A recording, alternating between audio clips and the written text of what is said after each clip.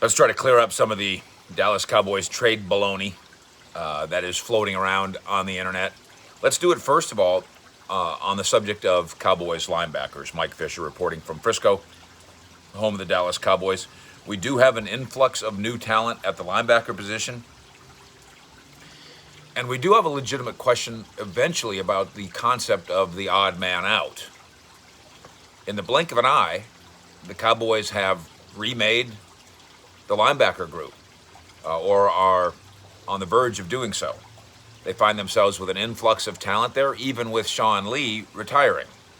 They signed Dan Quinn favorite Keanu Neal as a free agent and tell us he's going to be a linebacker. That's fine. They grab Micah Parsons at the top of the draft, and he is going to play, and that's fine. They grab Jabril Cox in the 2021 NFL draft as well, and there would seem to be a future job for him. A little premature, but a future job. Some people consider Micah Parsons obviously to have been a top 5 guy, non-quarterback in this draft. The Cowboys claim that he was their number 1 defensive guy. Maybe he was tied with the 2 cornerbacks, but he was up there somewhere. And then Jabril Cox, maybe if the Cowboys hit on something here, we're going to look back a couple years from now and say, in terms of being a coverage linebacker, he might have been about as good as it was in that draft. We'll see. A lot of talent on one roster, in one room, on paper. We look at Jaylon Smith's contract in 2021 and his decline in play, or maybe a better way of saying it is his up and down levels of play, plus the trade rumors. And that helps you if you look at the salary cap and next year, that this could be his last season in Dallas. Absolutely possible. And you look at Leighton Vander Esch and a similar circumstance. Again, his up and downs relating mostly to injuries, we think.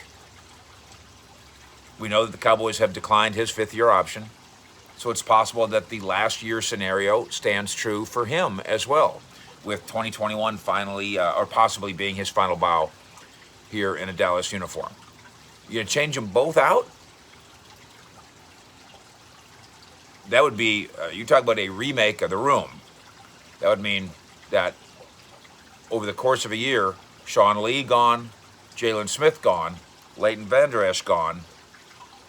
Don't forget that Keanu Neal is on a short-term deal. And let's remind ourselves that Jabril Cox hasn't done anything yet. So some of the speculation is premature. And let's separate the speculation from the fact.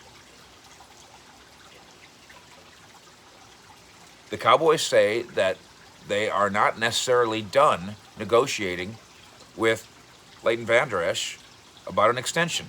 That's true. It doesn't ring true for some people, but it is true. If he demonstrates at some point early in the season that he's healthy, ready to go, and playing well, why wouldn't the Cowboys approach him with a contract? Maybe one that's under market value, but why wouldn't they approach him? It would make perfect sense. Rumor that Jaylon Smith was discussed trade-wise on NFL draft night. That's not a rumor. That's a report, and we were first to report it. Rumor that Jaylon Smith is about to get traded now. That is a rumor. I can't find any credence to that at all. Rumor that Leighton Vander Esch is about to be traded to the Steelers. Near as I can tell, some writer in Pittsburgh made that up. Some blogger in Pittsburgh made that up.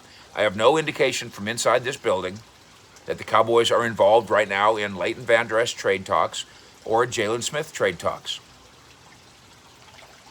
And if you think logically about it and calm down a little bit about Micah and Jabril, you understand why. No, neither guy performed particularly well last season. We've seen Jaylon's struggles during games with our own eyes, with our own clear-eyed view. And Leighton Vander Esch, by the numbers, he's been even more down than Jaylon. In 2020, again, along with the injury, career worst in missed tackles, Career worst in completion percentage allowed. Career worst, of course, in snaps played for Leighton Vander Esch.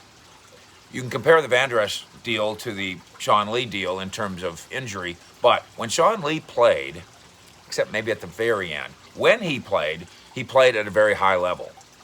That hasn't necessarily been true of Vander Esch, although maybe he hadn't played at a high level because he hasn't been as healthy as he tried to tell us he was. Maybe that thing is always bothersome.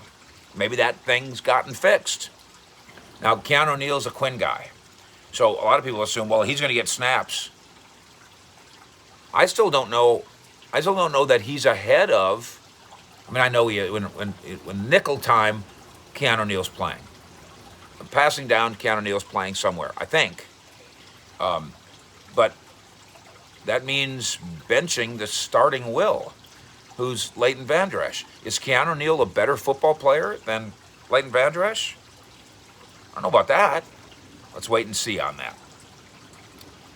Is there room for all of these guys now? There is room for all of these guys now. Is there room financially for all of these guys later?